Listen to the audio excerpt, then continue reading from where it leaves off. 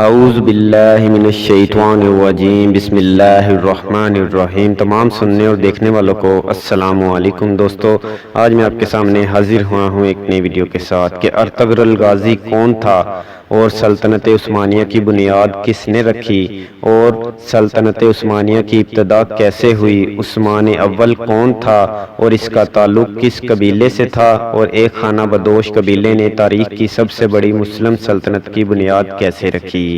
Video شروع کرنے سے پہلے گزارش ہے ویور سے کہ جو لوگ چینل پر نئے ہیں وہ چینل کو ضرور سبسکرائب کر لیں اور ساتھ ہی بیل آئیکن پر بھی کلک کر لیں تاکہ ایسی مزید ویڈیو آپ تک بآسانی پہنچتی رہیں، اور اگر میری ویڈیو اچھی لگے تو ویڈیو کو لائک کرنا نہ بھولیں اور ویڈیو کو زیادہ سے زیادہ شیئر ضرور کریں کیونکہ اچھی بات دوسروں تک پہنچانا صدقہ جاریہ ہے۔ آئیے چلتے ہیں ویڈیو کی جانب۔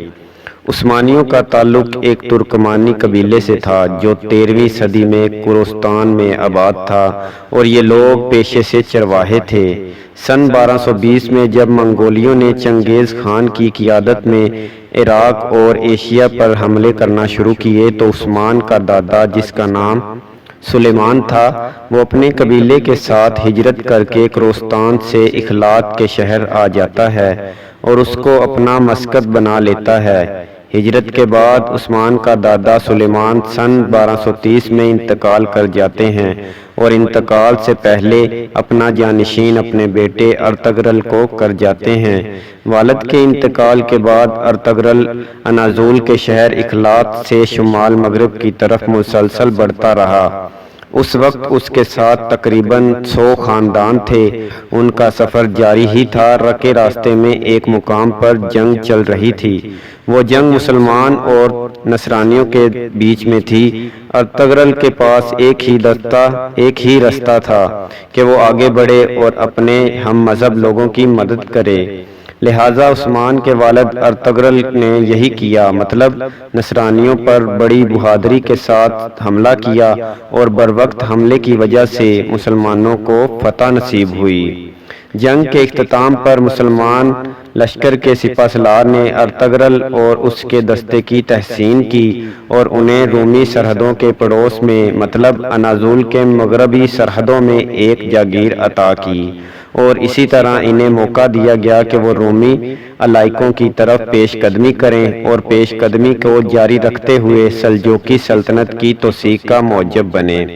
پھر ارطغرل اور اس کے قبیلے نے سلجوقی سلطنت کا رومیوں کے خلاف جہاد میں پورا ساتھ دیا۔ ارطغرل جب تک زندہ رہا محبت کا یہ تعلق باقی رہا۔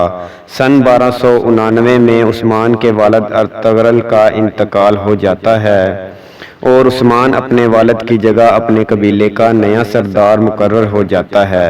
عثمان، جس کے نام سے عثمانی سلطنت منسوب کی جاتی ہے، ان کی پیدائش سن 1258 میں ہوئی، اور وہ اپنے والد کے انتقال کے بعد عثمان نے بھی سلجوقی سلطنت کی توسیع میں اپنا کردار ادا کیا اور مسلسل روم کی طرف پیش قدمی کرتا رہا، اور جب عثمان اول کا 1324 میں انتقال ہوا تب اس کی سلطنت کا کل رقبہ 16,000 مربع کلومیٹر تھا۔ عثمان غازی یا عثمان اول کی آخری آرام گاہ ترکی کے شہر بورسا میں موجود ہے۔ تو دوستو، آپ کو میری ویڈیو اچھی لگی ہو تو ویڈیو کو لائک اور شیئر ضرور کریں کیونکہ اچھی بات دوسروں تک پہنچانا صدقہ جاریہ ہے، اور جن لوگوں نے ابھی تک میرے چینل کو سبسکرائب نہیں کیا ہے وہ پلیز میرے چینل کو ضرور سبسکرائب کر لیں اور ویڈیو کو زیادہ سے زیادہ شیئر ضرور کریں، اور مجھے کمنٹ کر کے ضرور بتائیں کہ آپ کو میری ویڈیو کیسی لگی۔ نیکسٹ ویڈیو تک کے لیے اللہ حافظ۔ اپنا اور اپنے اہل و عیال کا خیال رکھیے گا۔